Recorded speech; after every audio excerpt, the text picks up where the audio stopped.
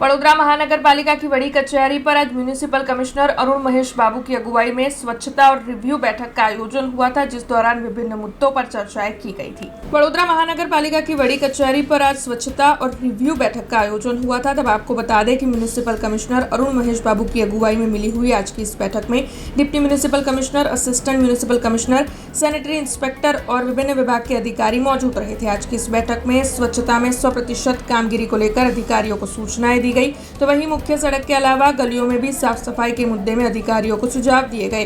रात को सफाई की कामगिरी पर भी जोर दिया गया। तो वहीं शहर में नई ड्रेनेज लाइन डालने की जो कामगिरी बड़े पैमाने पर चल रही है, उसमें नागरिकों के सहकार को लेकर भी म्यूनिसिपल कमिश्नर अरुण महेश बाबू की ओर से अपील की गई।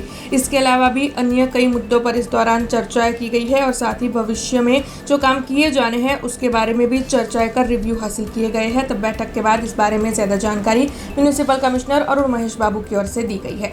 બેઠકમાં અમે સ્વચ્છ સર્વેક્ષણ બાબતમાં જે તૈયારીઓ છે વડોદરા માટે એ બાબતની એક લગભગ કલાકનો અમે ચર્ચા કરવામાં આવ્યું। તમામ એસિસ્ટન્ટ કમિશનર્સ, તમામ ડેપ્યુટી મ્યુનિસિપલ કમિશનર્સ, વોર્ડના સેનિટરી ઇન્સ્પેક્ટર્સ અને સિનિયર સેનિટરી ઇન્સ્પેક્ટર્સ સાથે પરામર્શ કરીને મિટિંગ લીધી છે।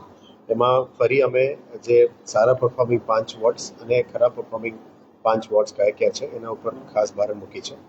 એમને ખાસ કરીને સૂચના આપવામાં આવી છે કે મેઇન રોડ સિવાય અંદર ગલીઓમાં પણ સફાઈ અત્યારે કરવામાં અમે પ્રામાણિકતા આપવું જોઈએ। રોડ ડિવાઈડર્સની સાઈડમાં જે ધૂળ મટી પડી છે એને પણ સાફ કરવા માટે એમને ખાસ સૂચના આપી છે, જેથી કરીને રોડ સ્વીપિંગ મશીન્સ દ્વારા પણ કામ થાય અને આપણે સફાઈ મિત્રો દ્વારા પણ કામ થાય। રાત્રિ સફાઈ ઉપર વધારે ભાર મૂકવા માટે પણ કીધું છે અને જે વ્હાઇટ કોલર સુપરવાઇઝર્સ છે એમને પણ વધારે ફિલ્ડમાં સુપરવિઝન કરવા માટે સૂચના આપી છે। આવનારા દિવસોમાં આવતા અઠવાડિયામાં કદાચ એક દિવસ અમે આખા જે ડિપાર્ટમેન્ટ છે ઇન્વોલ્વ છે એ અને સેનિટરી ડિપાર્ટમેન્ટ એક સંયુક્ત મીટિંગ કરીશું, જેથી કરીને એક કોર્ડિનેશન સારી રીતે થાય રોડના, પાણીના અને સફાઈના ટીમના સાથે।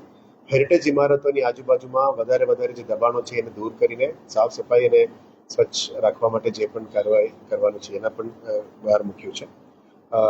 સાથે સાથ જે બિલ્ડિંગો છે, ખાનગી એસ્ટાબ્લિશમેન્ટો છે એના દ્વારા પણ એમની સામે કે ગંદકી જોતા હોય તો પેનલ્ટી લેવાની પણ સૂચના આપી છે। ઓવરઓલ સફાઈ ઉપર 100% ફોકસ રહે એ બાબતમાં કામગીરી ચાલુ છે।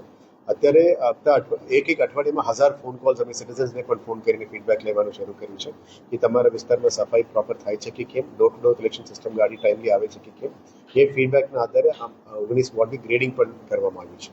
અને અત્યારે જે સેનિટરી ઇન્સ્પેક્ટર્સને નવા જગ્યામાં ચાર્જ આપ્યું છે એમને સારી કામગીરી કરવા માટે કીધું છે। સ્કૂલ્સ, કોલેજીસ, જાહેર સંસ્થાઓમાં પણ ખૂબ આઈસી એક્ટિવિટીઝ કરીને લોકોમાં એક સિવિક સેન્સ, લોકોમાં જવાબદારી સંસ્થા ઉપર આવે એના ઉપર વધારે ભાર મૂકીએ છીએ।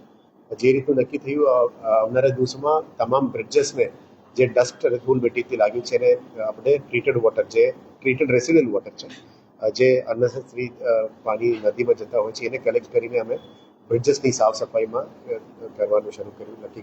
हमसे जुड़े रहने के लिए हमारे YouTube चैनल को सब्सक्राइब करें और नई वीडियो की नोटिफिकेशन के लिए बेल आइकॉन को दबाएं।